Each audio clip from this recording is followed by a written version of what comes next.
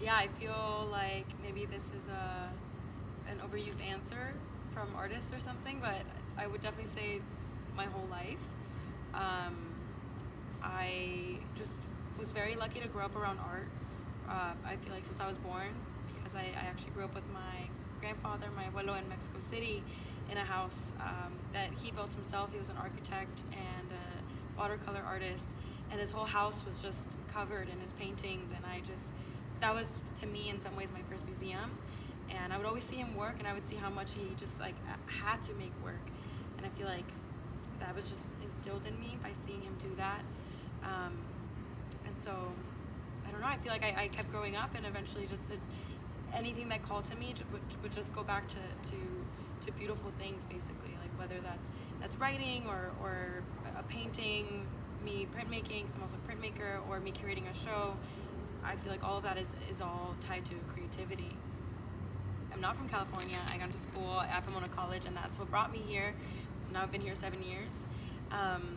And at first I didn't think that I was going to be studying studio art. I had no idea what, but the truth is I just kept being called to it, and then eventually I just was taking so many classes that my professors were like, why aren't you a major? And I was like, you're right, why am I not a major? This is where I feel the most comfortable, and the studios were great.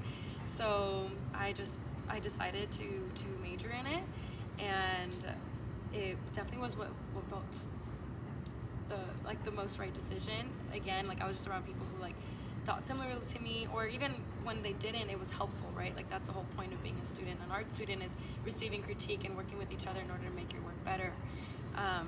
So yeah, I would say I'm really grateful that I got to experience being an art student first.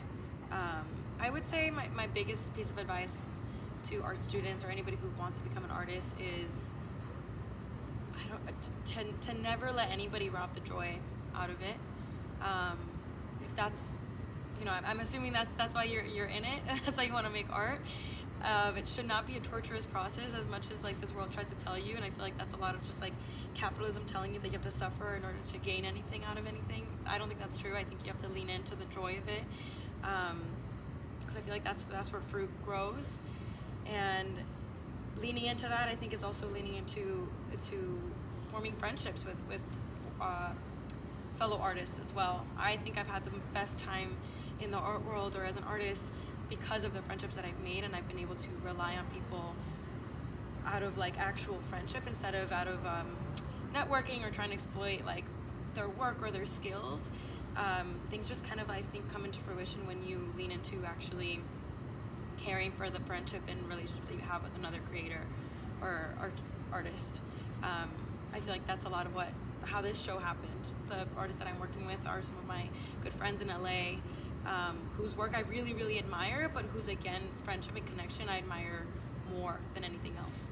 And I think that also is what lends itself really well to making a good show and working well together. Like we killed this install in 2 days, and I think that would not have happened if we weren't actually friends and could joke around or check in with each other, make sure that we're doing well.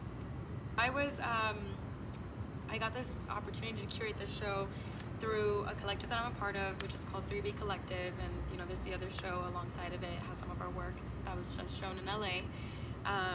But I am the basically resident curator of the collective, and when we were hit up, they were like, the collective, we all decided like, okay, Alexa should do it, me. So I was like, yeah, great.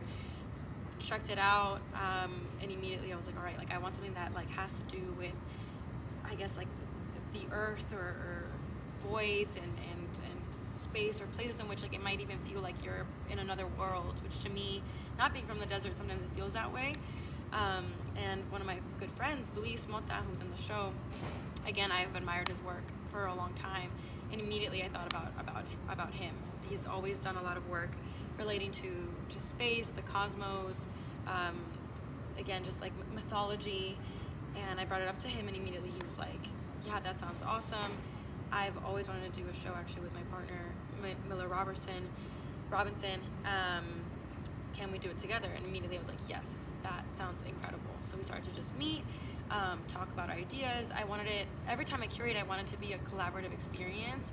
I think there's many different ways to curate. I think there's some that like some artists maybe just like to be told what to do, or like maybe want to have full reign, and some curators also like to have full reign, or like really have it be a teamwork experience. Again, for me, I think what brings about the most, like what blossoms the most, is when it's a fully collaborative experience, and I guess as horizontal as possible.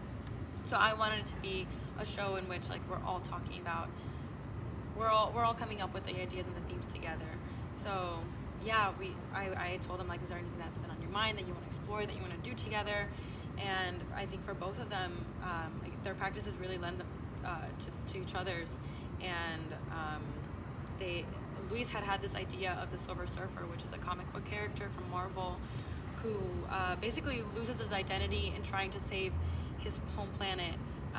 He offers himself as a servant to Galacticus, this horrible villain who goes around the cosmos and devours planets to feed himself. So in some ways colonizing these planets.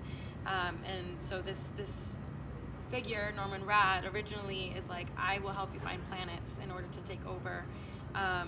But some that don't have any life on them, because I want to save these life forms or whatever. And so Galacticus says yes, but then he transforms him into the Silver Surfer. But the thing is, Norman Rad never knew that when he became the Silver Surfer, that he was going to forget everything about, basically everything again, like everything that came before him, where he came from, the people that he loves, his identity. He just becomes a Silver Surfer, destined to go throughout the cosmos, finding these planets for Galacticus to eat, and even forgets that he's supposed to find planets where there are no life forms. So he starts to go to these planets where like the life exists, and it leads to these, like, all these planets and people dying, and he has no idea that he kind of signed himself up to the service. So and throughout the whole show, he kind of like thinks a lot about, he has these like semblances of like where he comes from. He kind of has like these flashbacks, but he can't really like determine exactly where it's from and like his actual history, but he knows, that something's off. So Luis has been thinking a lot about that as somebody who is from the Guatemalan and Latinx diaspora, and thinking a lot about, like, as people who have come from colonialism, sometimes you just don't have access to your history and to your ancestry. What do you do with those gaps, with those voids? When you like can tell and you have those semblances of like something's off, but I don't necessarily know, again, like where it's coming from or where I'm coming from, where my ancestors come from, but they speak to me sometimes. So Millie and Luis are both working with those voids in different ways. Luis, in some ways, I think is confronting them and making new work that in some ways like could be found way in the future, and somebody could be like, this looks like an artifact from some time ago or whatever, just imaginations. And Millie is making work that I think in some ways tries to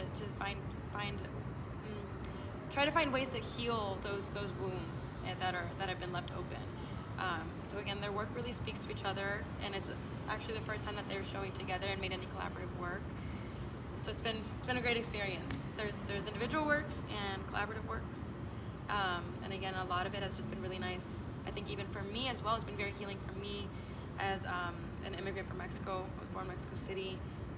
So often growing up in the U.S., I've also been like, where am I from? Like, what's going on? How can I trace back my memories that I don't even know are real? So it's been a really nice healing experience for all of us, I think. And I hope that if you come into the show, you can find some of your own stories, some of your own ancestry in the show as well.